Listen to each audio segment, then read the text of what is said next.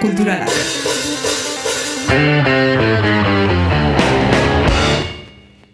Kaixo eta ongi etorriak Marruma Kulturala. Onkixin Marruma akustiko berri batetara.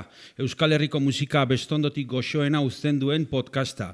Luxua guretzako, hilabetero euskal artista bat gurean izaitea. Euskaraz eta kulturaz gozatu eta bidaiatzeko aukera hau izatea. Bainik, hemen gaur zuzenekoaren magian bildugaren guztiok, eta baita ere zuen etxeetatik, kotxetatik, edo ibiltzen zoazen bitartean gurekin tarte hau hartzen ari zareten entzule podcastero guztioi. Bidaia astera doa. Gaurko gonbidatua ez da nolanahikoa. Euskal artisten barnean erabateko artista peto-petoa, gaur egungo euskal musikaririk talentuenetakoa, guztietatik errespetatua eta goraipatua. Musikari fina osoa eta kaotikoa aldi berean. Musikatik bizi edo bizi irauten duen euskal artista gutxi horietako bat dugu gaur egungo gonbidatua. Horrek duen segulako merituarekin. Edo zein musikazalek ezagutu beharko luken gitar jolea dugu gaur gurean. Nafarroatik, bera herri magiko eta sortzaien herritik dator gaurkoan, Joseba Irazoki, txalo bat eta hasi dadila bere lehengo abestiarekin. Eskerrik asko.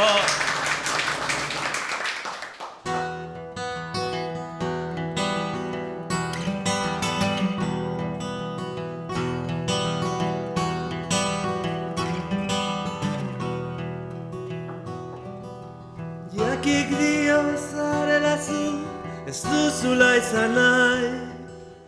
Jakik dio zarela zu, ez duzula izan nahi. Telebistak ere dio, ez duzula izan nahi. Telebistak ere dio, ez duzula izan nahi. Izan uzaren animalia, orain zer nahi duzu gandi.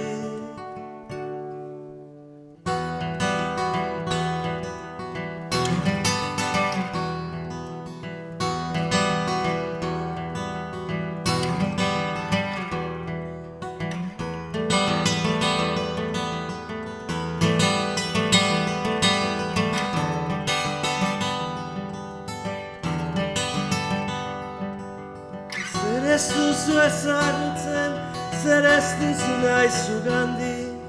Zer ez duzu ezagutzen, zer ez duzu nahi zugandi.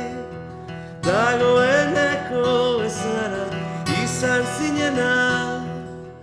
Dagoeneko ezara izan zinena.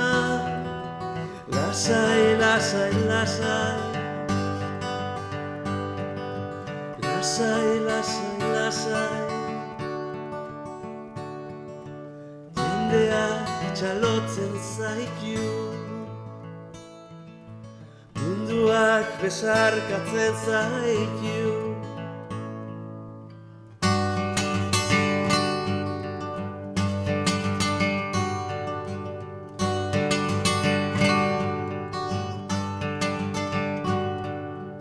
Bakardadean perfektua zinake, bakardadean perfektua zinake.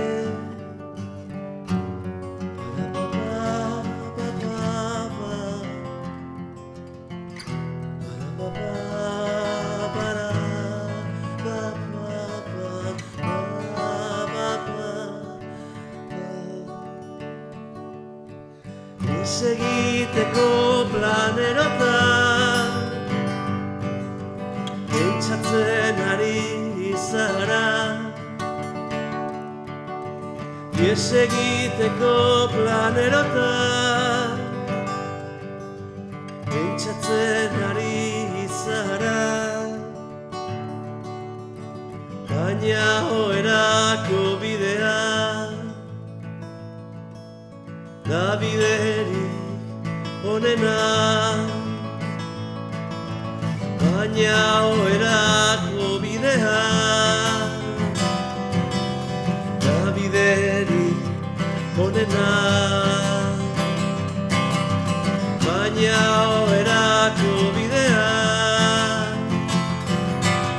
da biderik onena. Baina oherako bidea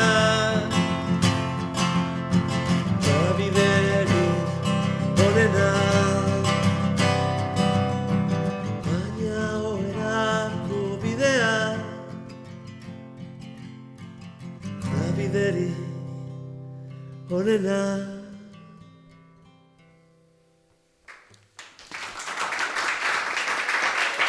Eskerrik asko.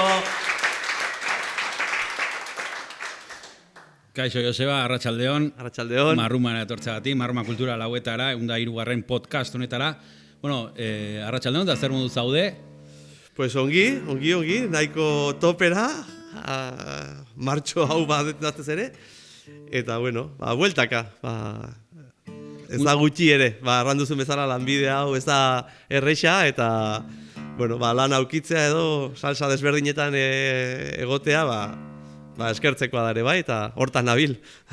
Bai, lehen aipatu duzu ere, ez etozela gauza bat grabatzetik, orain hemen jotzen. Bai. Ez, nik flipatu egiten dut ez, dituzu 48 urte ez, gutxi gora bera, hori da. 20 disko, eta nola egiten da musikaren pelikula honetan bizi irauteko ez? Euskara zabestuz, eta, bueno, gero ere ibiltzen zera beste sortzaile batzuekin, baina nik flipante erutzen zait ez, meritu hori ez, daukazutenak euskal artistak.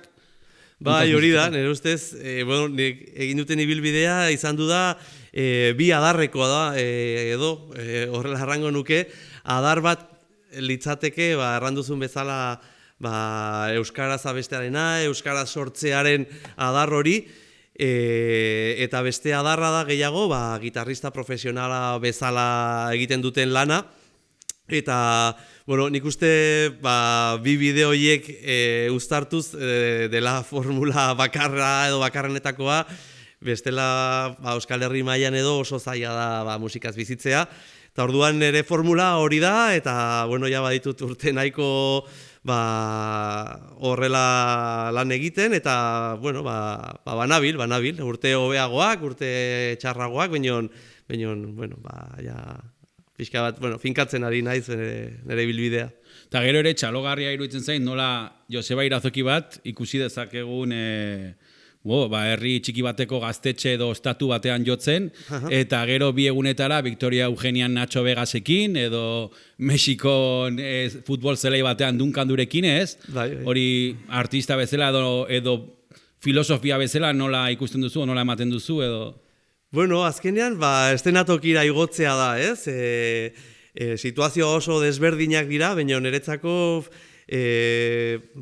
hori, estenatokira igotzeko momentu hori, berdintxoa izaten da, ez? Erraten diren urduritasun hoiek eta urduritasun on hoiek edo, berdinak izaten dire, eta gogoa, berdina izaten da, gaztetxe batean jotzen duzunean, edo erranduzun bezala, Mexikon festival batean, 20.000 pertsonen aurrean, ez?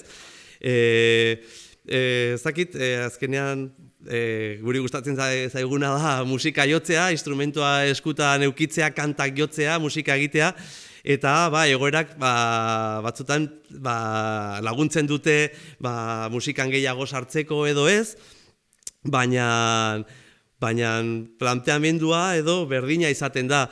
Gero erraten dizut, zailagoa dela gaurko kontzertua adibidez, intimitate honek,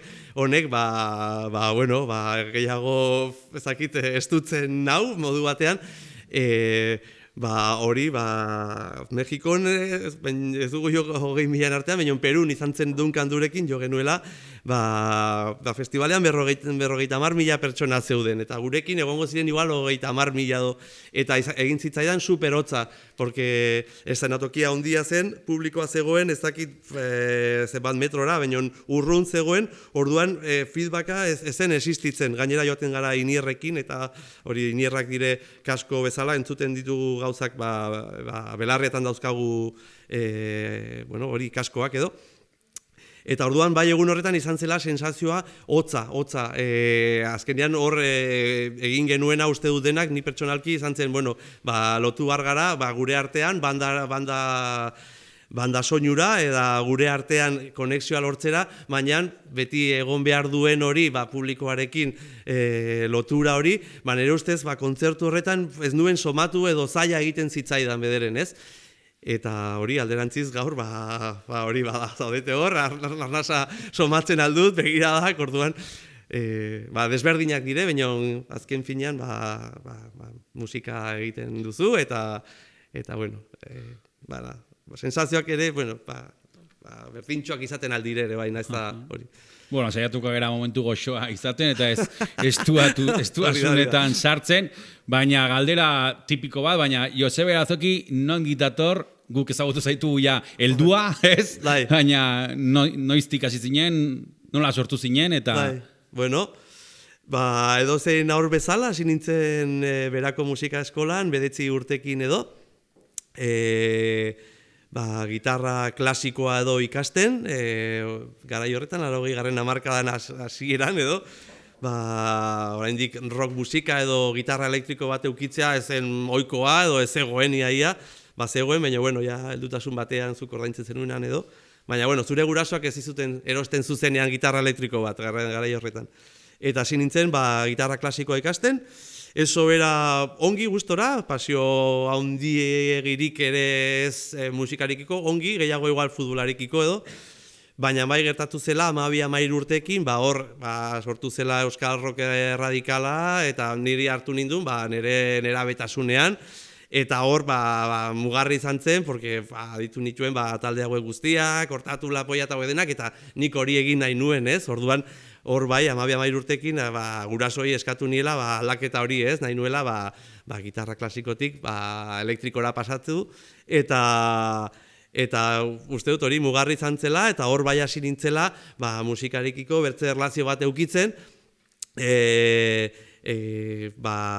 uste dut pasioa sortzen hasi zitzaidala ja, nik nahi nuelako jotzen nuen, ez musika eskolara joan behar nuelako, irakasleak erraten zialako, nik nahi nuelako jotzen nuen, aldi berean ere kuadrillakoak ere bai hasi ziren musika jotzen, eta sortu genuen lehenengo taldea 15 urtekin edo. Eta institutoko aste kultural batean edo, egin genuen lehenengo emanaldia, 3 kantuko edo emanaldi bat edo, eta ja hor ikusi nuen, sensazioak bereziak zirela kontzertu bat emateakoan edo, eta hola jarraitu genuen, eta 17 urtekin ja egin genuen gure lehenengo kontzertu ofiziala, gure herriko jaietan, Tapia eta Leturiarentzako idekitzen, eta talde hori deitzen zen ZUP, eta hori izan zen gure lehenengo kontzertua, eta hor plaza bete-betea zegoen, lagunak, familia, herriko guztiak, eta flipantea izan zen, eta sensazioak oso potenteak, eta hori gogoratzen dute jaitsi nintzela estenatokitik, eta gurasoi esan niela, hori zerbait oso potentea izan zela, eta ez nien esan musikaria izan nahi nuela, baina izan zela zerbait oso berexia, eta holan, 18 urtekin unibertsitatera joan edo ez, gurasoi aipatu nien ez nekiela zer nahi izan nahi nuen, baina musika zela gehien gustatzen zitzatena, errantziaten, rock musikaria izatea, igual gehiago, lehenengo zerbait ikastea eta gero ikusiko genuela, gainera, aldi berean laguntzen ziaten, ematen dituen klase partikularrak irakasle potentekin, abidez, Batizekin, Michel Duko, zirela, egungo gitarristarik Euskal Herrian potenteenak, eta izan dituen klase partikularrak beraiekin, Batiz etortzen zen berara Tapia eta Leturiarekin ensaiatzera, hor ensaiatzen zutelako, nire lehengusua beraiekin jotzen zuelako bajoa, eta gero nire lehengusuak ere jotzen zuen Michel Dukorekin, orduan joaten nintzen Baionara Michel Dukorekin ikastera, orduan, unibertsitatean nengo, baina jarraitzen nuen gitarrarekin, baina ez nuen gehiegi egin unibertsitatean, eta batez ere 2. urtean ikusten nuen hori ez zela nire lekua, eta geroz eta gehiago musikaria izan nahi nuela, eta bai berriro ezarri nituen ere gurasoak mai inguruan, eta hor ja ikusi zuten argi nuela, eta hor lagundu ziaten, eskola bat bilatzen, igual hori ikasteko eta igual titulazio bat eukitzeko, baina garai horretan eta oraindik musika modernoa zen jasa eta ez zegoen rock ikasketarik edo estatu mailan, eta berateko nuen Frantzin ere bai, eta ez genuen aurkitu, baina bai aurkitu genuela Londresen eskola bat, Guitar Institute deitzen zela, rock eskola bat, eta hor egon nintzen kurso bat egiten, eta ja bueltan, hasi nintzen aurrentzat klaseak ematen, eta urte berean egin nuen Maixa eta Ixiarrekin sartzeko froga bat, eta hasi nintzen lehenengo lan profesionala izan zen Maixa eta Ixiarrekin, zeudenean super famatu. Bexamela eta pastela, grande. 21 urtekin, eta... Ez dakit norbaitek jezekien hori Maixa eta Ixiarrekin ibilitzela, zeren gu egon gera segurazki horrelako berbenetan, eta zuzen den, bale? Segurazki, badaude bideoak, Ostra, bale. Aurkituko dugu YouTubeen gaur gauean, Eta eskerrik asko zure gurasoei, zeren asmatu zuten zure artea ikusten dugulako. Eta pasako gara zure bigarren piezara. Eta nahi duzunean, Joseba. Bueno, kanta hau zuk eskatuta, akustikoan, ez du normalean akustikan jotze, zigorra kantua. Eskerrik anitz. Taldearekin jotzeko erreixago, gainera zut denboraik izan ensaiatzeko. Eskerrik anitz. Arauak onartu biharra da zigorra, ez izuna ez kartzela, ez bihotza. Arauak onartzea da zigorra, burua makurretzea. Arrazoia ematia, mentamen erratia.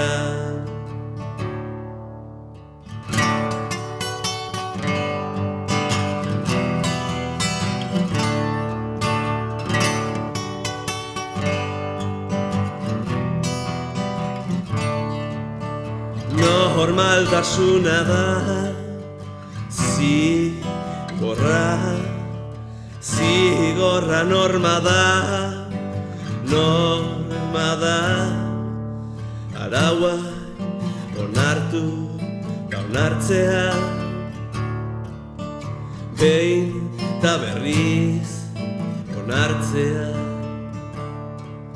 boterearen mezulari bihurtzea da zigorra.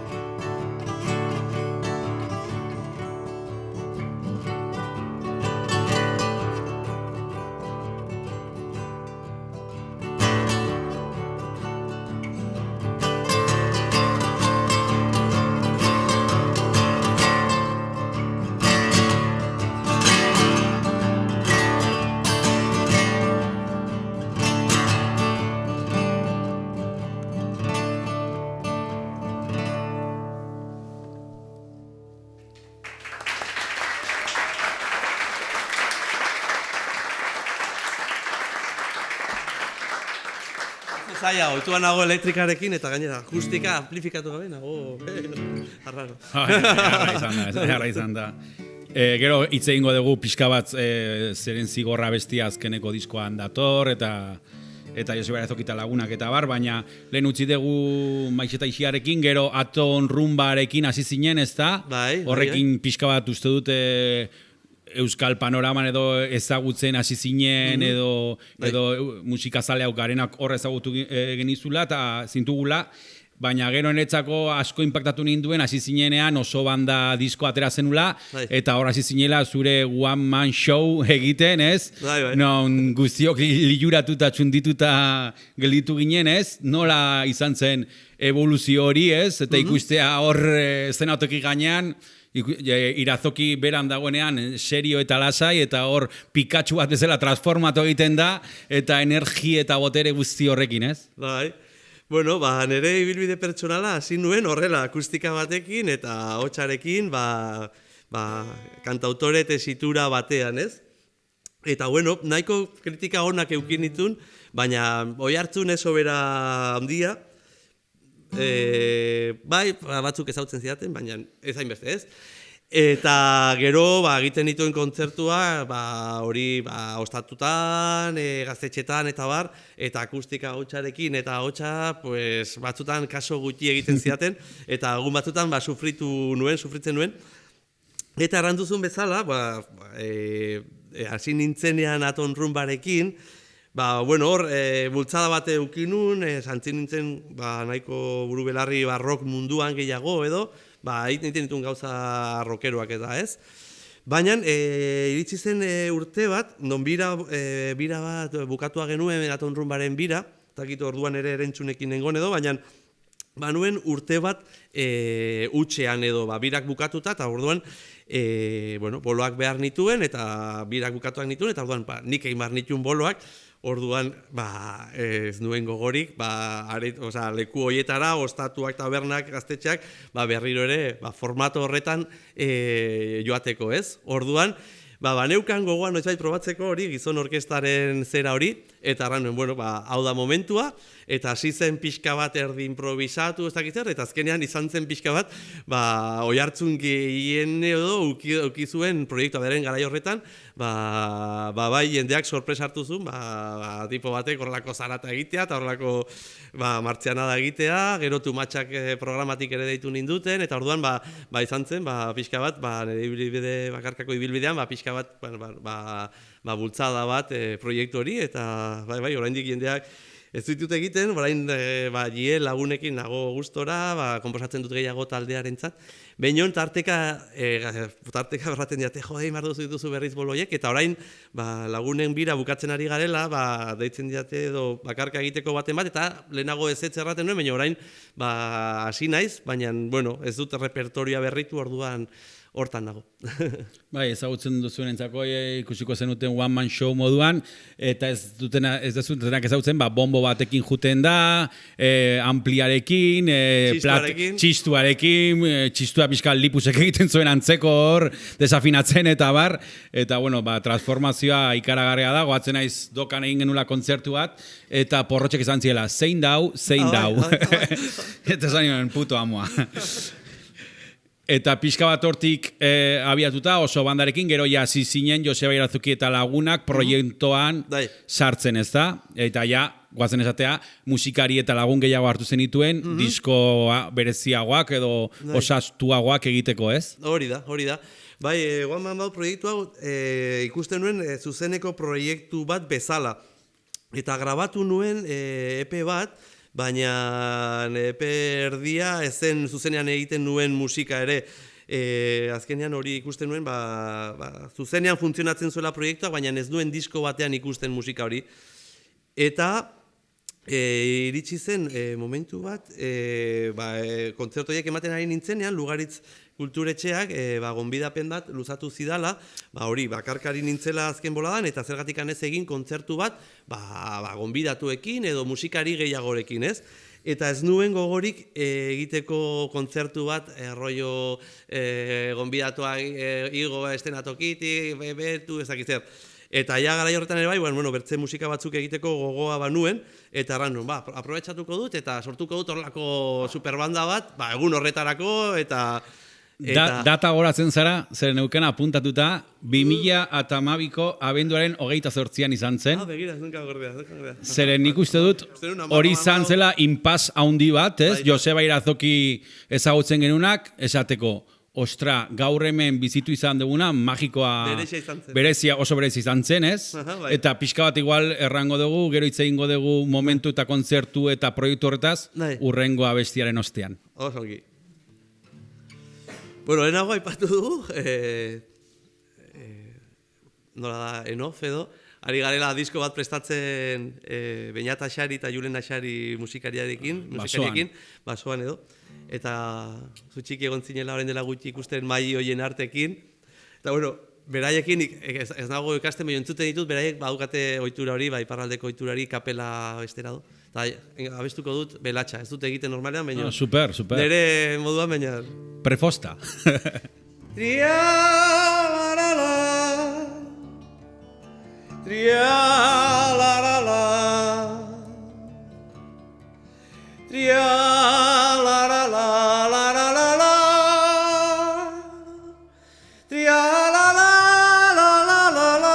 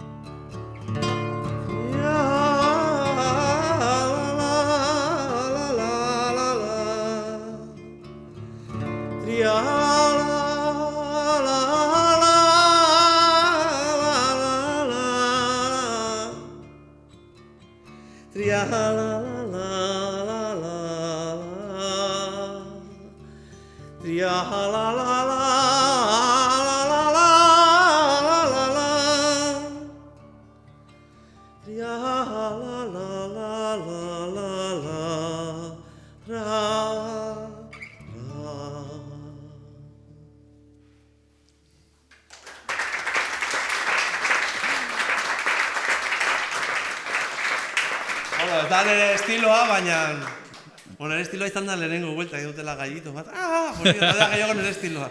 Baina, gero da sobera fin ibili naiz. Oso ondo gelditu da, urepeleko hartzaia bezala.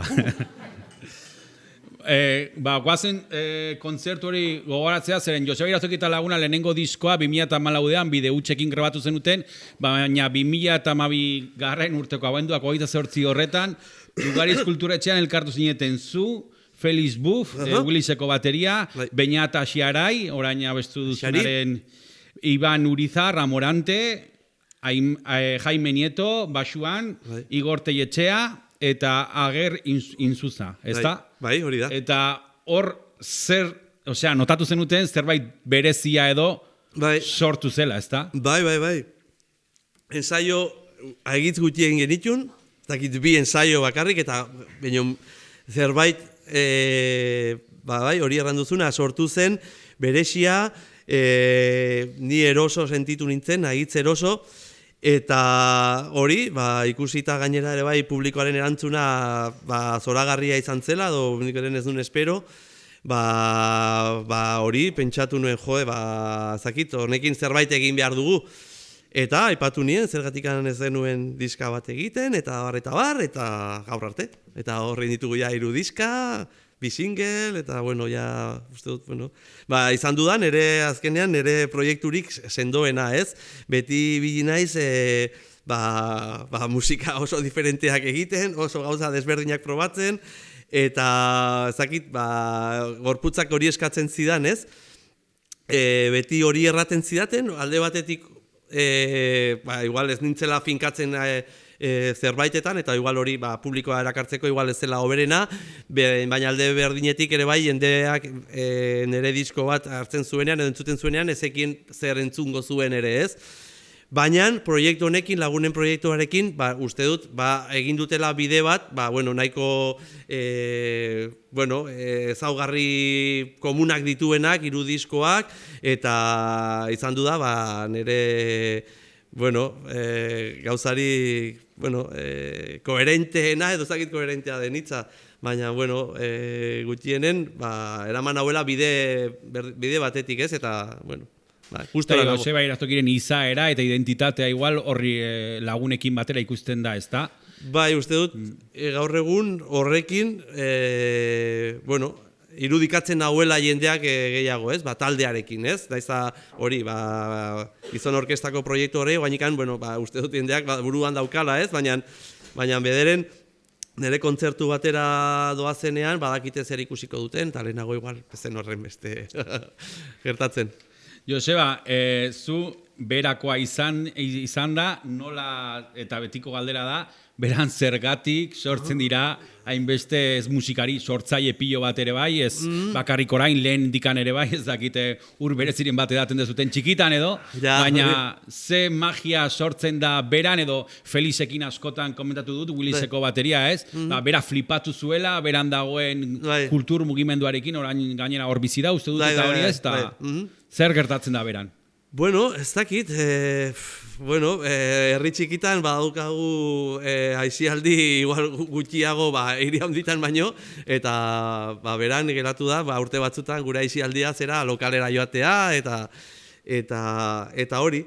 Gero nik uste dutena gertatu dela izan du da, beran musikari kopuru handia dago, baina batez ere kopuru handia dago profesionalizatu garela.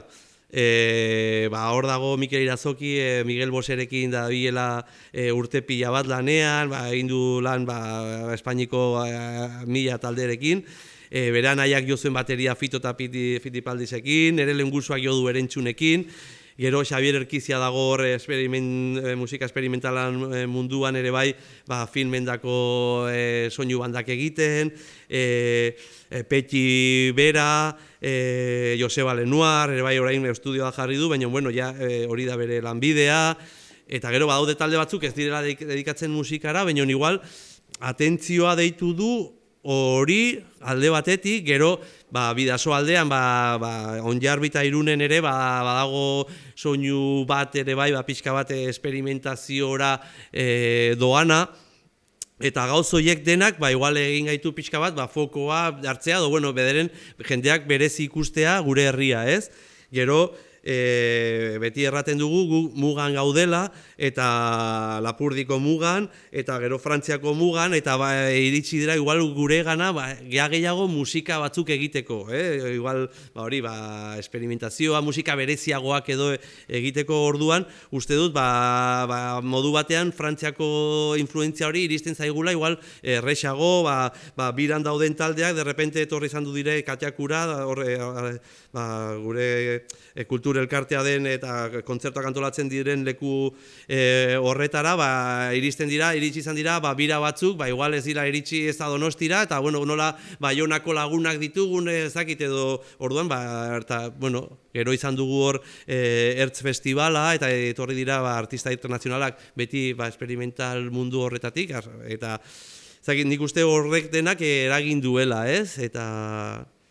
Eta gero hori udalak ere lagundu izan gaitula, ez bakarrik musikariak, kultur batzorde potente bat egondu da beti, banda municipala potentea da, musikaskola potentea da, daude instrumento gaur egun dia guztiak ikasteko modua, orduan, denak egiten du. Orain pasako gera hurrengo pieza entzutera eta zurekin bedaiatzen jarraitzea.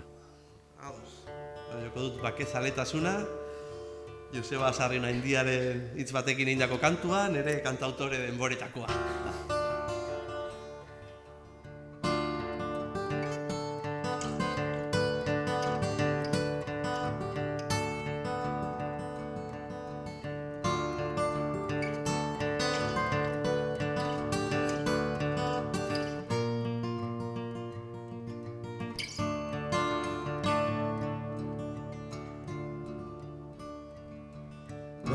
Batzuen bakezaletasuna bere indar guziarekin,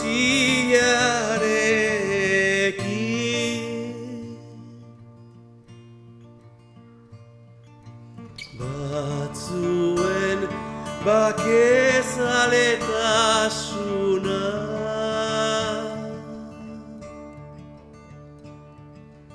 bere indar guziarekin.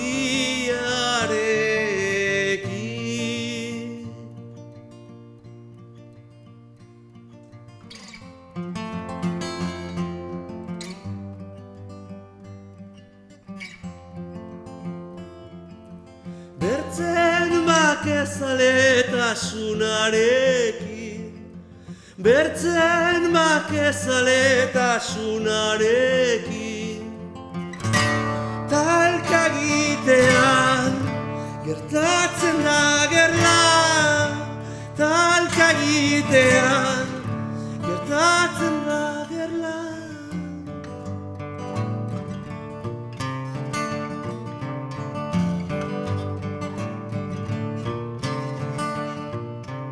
Gertatzen da gerla, da gerla, gertatzen da gerla, da gerla, gertatzen da gerla, da gerla, gertatzen da gerla, da gerla.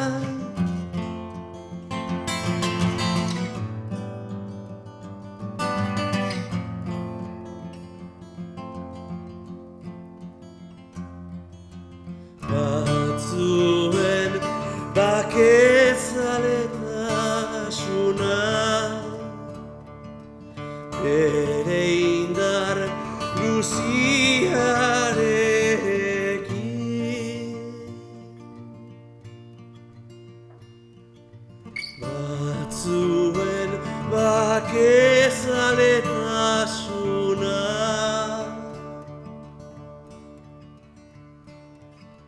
bere indar guziarekin.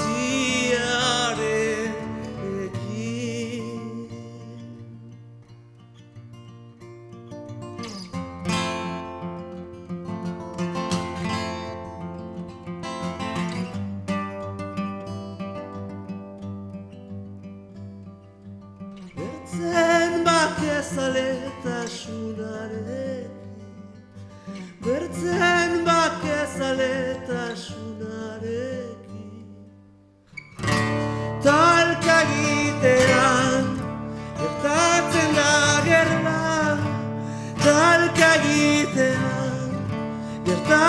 da gerla.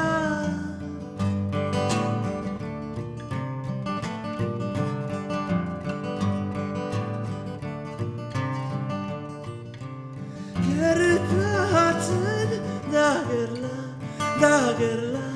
Gertatzen da gerla, da gerla.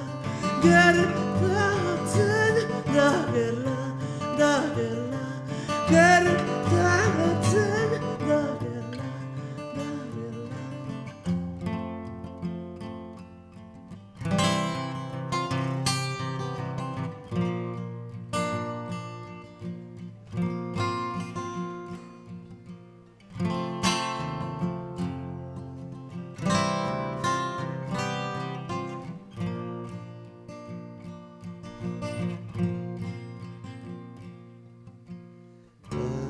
Zuen bakezaleta xuna.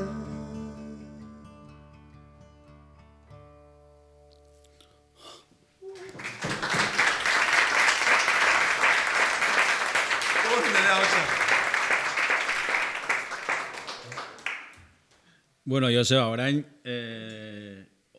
gaur, esan zidatenean Marroma Kulturaretikan aber animatzen nintzen zuri elkarrizketa egitea, esan nuen, ilusia egiten dit momentu eta instante honengatik, ez? 15 aldiz edo ikusi zaitut, Joseba, baino, bada momentu bat, 2013ko apirilak 20an zer gertatu zen, hemendik gertu kursalean.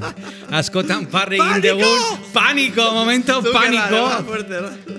Ez dakit norbait egon zen, orain dela 10 urteia, kursalean berri txarrake jo zuen, lehenengo aldiz kursalean, baina nor zegoen telonero, Joseba puto amo. Eta zer gertatu zen, kontatu iguzu Otoi Arren. Arratxo horretan ikusi nuen Clint Eastwooden pelikula bat, eta izan zen. Solo ante el peligro. Hori txantxa. Zer gertatu zen ez. Kursala beteta, honerekin orain zegoen beteta, baina ia beteta zegoen. Eta soinu frogagin, ongi.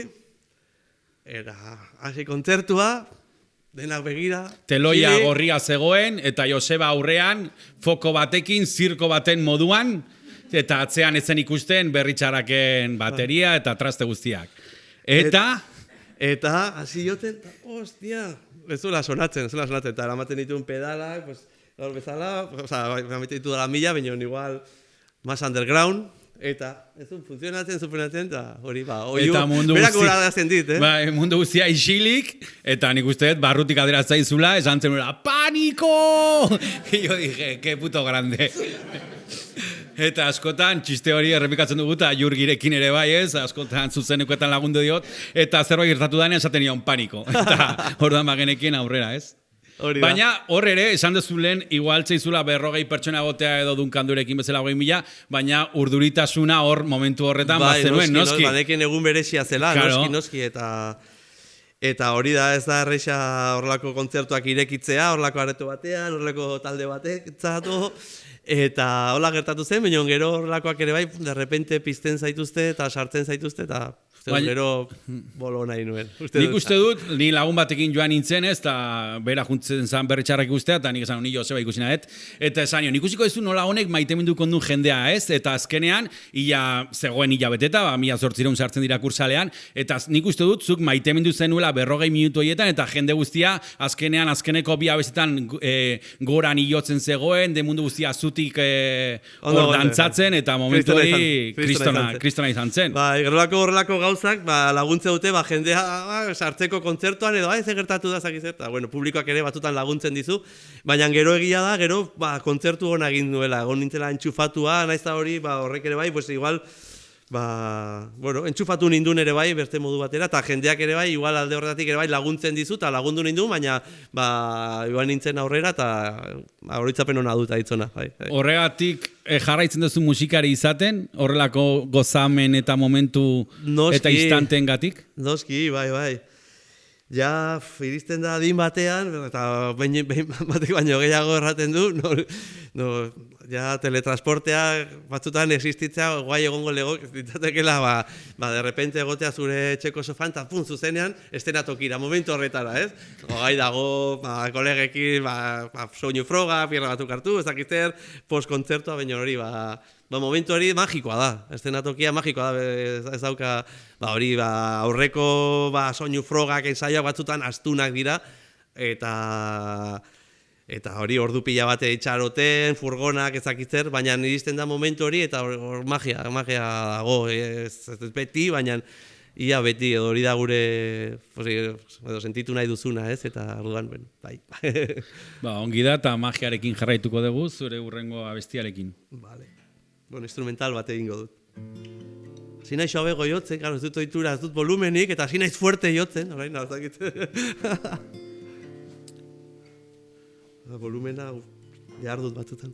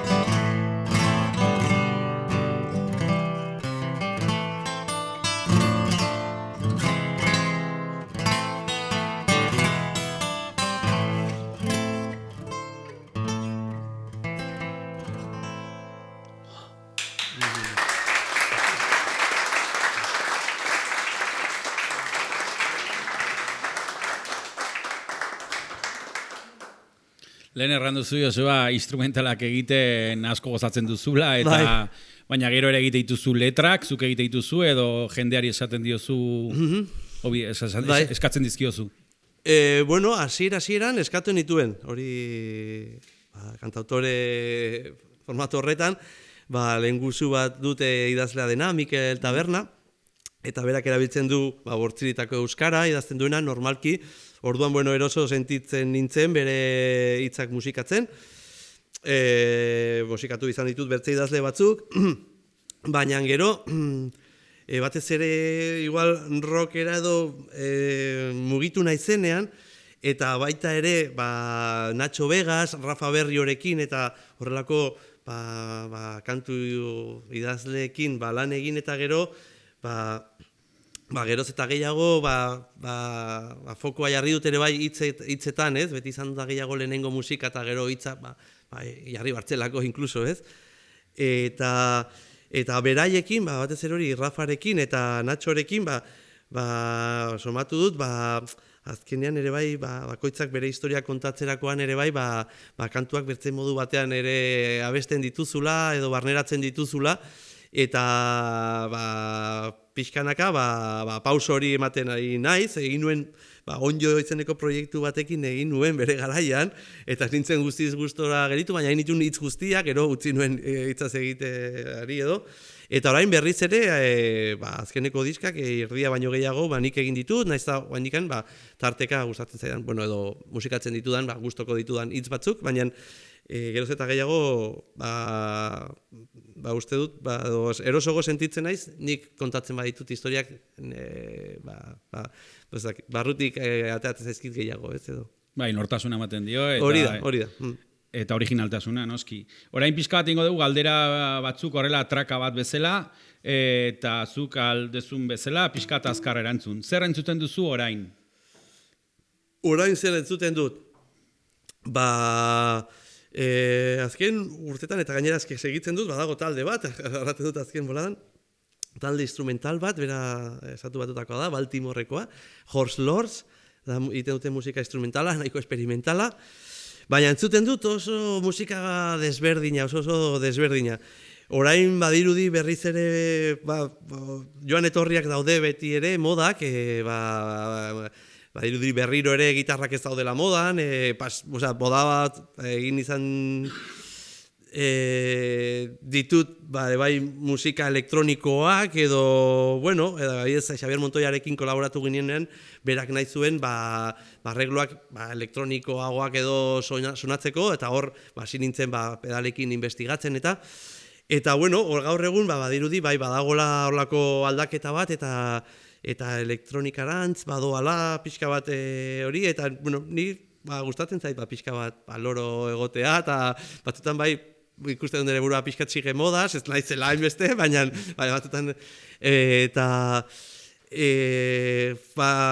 ezakit, Euskal Herri mailan nola orain aldaketa nabarmen bat dagoen talde berriekin, orain autotunaren erabilera horrekin eta interesatzen dit eta nahi dut ezakit olatua galtzea den edo ez, baina gustatzen zaizkit musika horiek eta orduan denetarik entzuten dut, oso gauza desberdinak entzuten dut jasa, baina gaur egungo jasa gehiago interesatzen zait ere nola soinuekin lan egiten duten, eta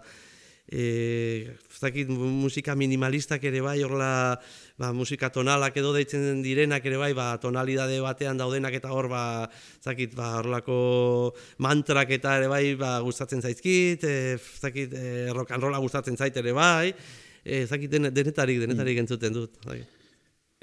Norekin gustatuko litzaizuke jotzea? Erranduten talde horrekin, Horse Lords. Eta leku bat jotzeko, jo duzuna, biziki maite duzuna? Pentsatu behar dut. Ez hori egin dut, porque Bilbokoa kanfean zokia dago guai eta da pixkat katedrala, izan du da euskal musikarientzat izan da pixkat katedrala, baina haunitzetan sensazio arraroak izan ditut eta izan du da nahiko komuna taldekideen artean eta norbaitekin komentatzen dut, ezakit hori norbait publikoa egin duen edo norbaitek, baina gustatzen zait pila bat aretoa publikoa eta baina ez ditut kontzertu hoberenak egin hor, uste dut. Eta gero bestela gustokoena ez dakit, lugaritzekoa hori badut kriston oroitzapen ona. Gustatzen zitzaidan haunitz Jareño, orain ja gutxiago antolatzen da, Jareño gustatzen zitzaidan haunitz. Ez dakit. Zure bizitzan ikusi duzun bolazo horik onena, ze talde izan da? Bueno, aspaldi erraten nuen John Spencer, kafean tzokian, santzen kristona, eta gero, ja, urte nahiko pasa dire, orain dela ja urte nahiko ere bai, baina Bon Iver ikusi nuen Euskalduna, aretoan edo, eta hori zantzen kristona ere bai, argiak, dena. Eta, bai. Bueno, jarraituko dugu zurekin bidaiatzen, urrengo abestiarekin. Bai. Zein izango da? Jazken kantua da, ez? Ez, bi galditzen dira. Hau eta urrengoa, Joseba.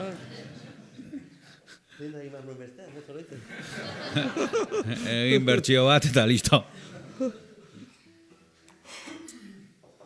Bai. Bertsioa da gainera, bertsioa da. Bai. Durruti Kolum, horre lagunekin bigarren diskoan hartzen nuen Lucio eta Durruti. Bai. Badago Durruti Kolum talde inglesa, 80. hamarkada pila bat gustatzen zaidala. Eta bueno, joko egin nuen, beraiek izena jarri zioten la kolumna de Durrutinengatik edo anarkista zela, eta bueno, eta gero Lucio ezagutzen dugu, gehienek, orduan hor joka baina talde hori oraindik entzuten dut eta pila bat gustatzen zait. Eta beraien bertsio bat da, Tomorrow.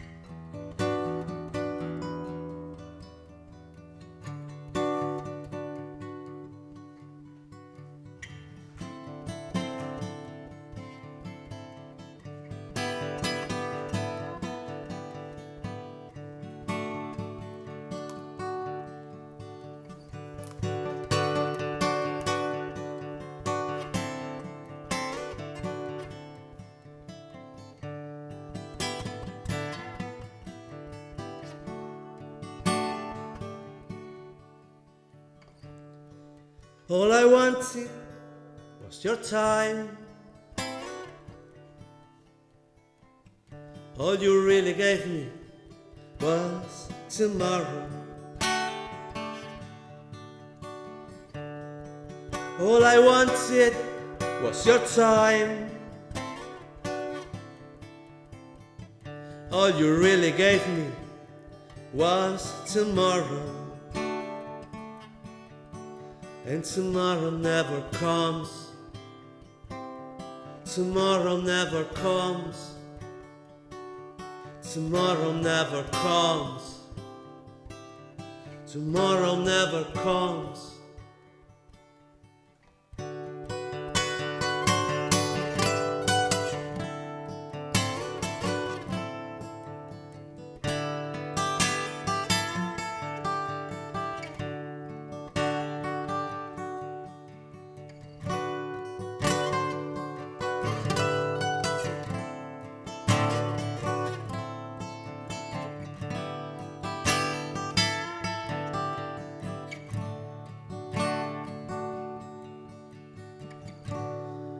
people stood in a line with flowers.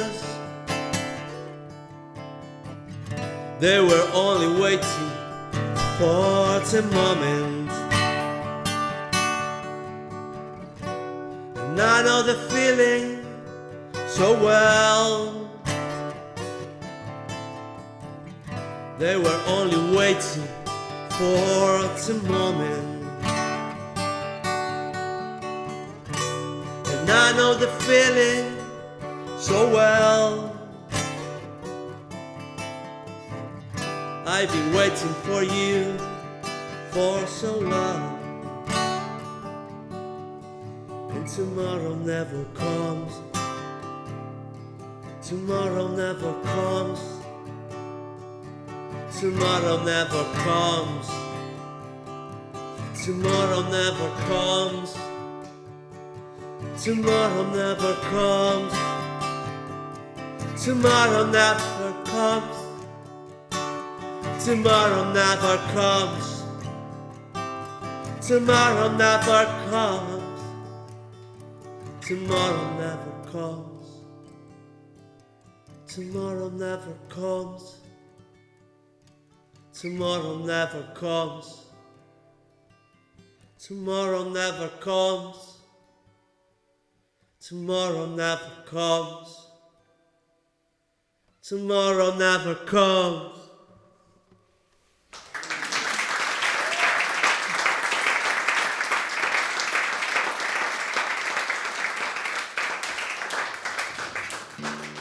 Bueno, Joseba, eta gutxinaka ja zurekin bedaiatzen bukatzen joango gara, eta orain etortzen da momentu berezi bat, non zozketa bat egiten dugun, eta makoki handiak putxerotikan bi papertxo aterako dituzu, eta zuek etorri zareten guztiok, zuen zenbakiak atera, eta ikusiko dugu, nori tokatzen zaion, Joseba Irazokiren azken diskoko CD-a.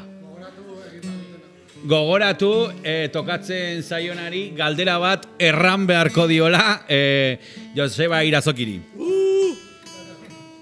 Venga, ba. Urdaiazpiko bat ere dago, 2 bat, 21 bat. 21 bat. Apa, hombre.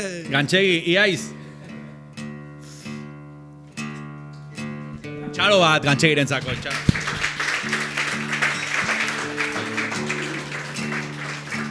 Eta tori CD-a, eta edozein galdera politikoki zuzena. Vale. Joseba, jangoikoa existitzen da edo sofisma teologal bada? Bigarrena.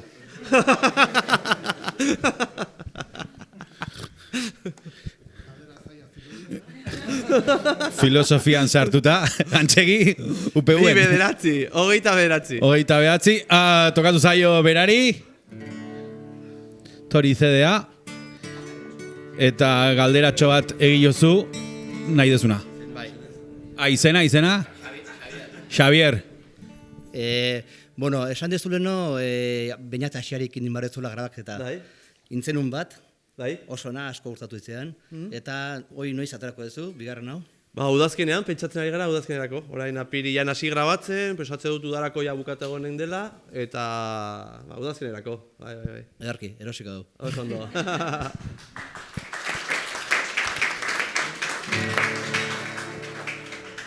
Eta gero, segurazki zuzenan ikusteko aukera izango dugu ere ez, formatu horretan, basoarekin. Bai, ari gara begiratzen, eta bueno, Donostira torriko gara, seguro. Super, joango gara, fijo.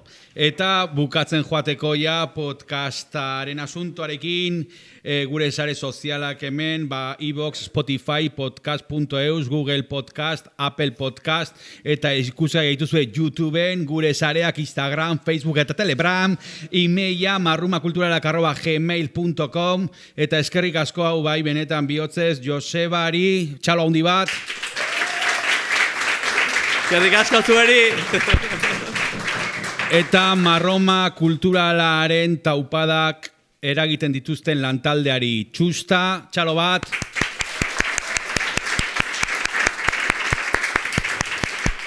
Bideo grabaketa, edizioa, kartelgintza eta saltxera handi bat, Makoki.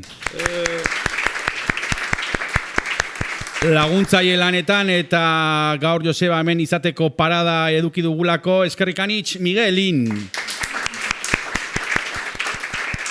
Eta tabernako barran beti bero daukagu, txalo bat beraintzako ere bai. Eta benetan, Joseba, plazerra unitz, gozamena izan da, niretzako gorea. Eta azkeneko abestiarekin, bidai hau bukatuko dugu, eskerrik asko, zorte hon, zure proiektuekin, eta espero dugu, holtza gainean, berti ere, zurekin gozatzea eta ikustea. Mi esker. Eskerrik asko zuri.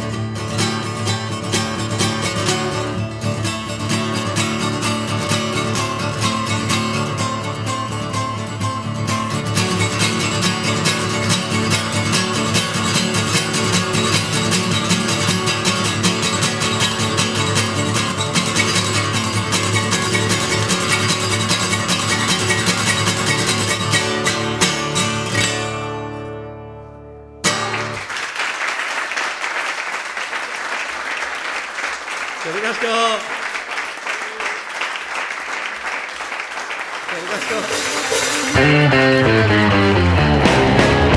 Marruma kulturala.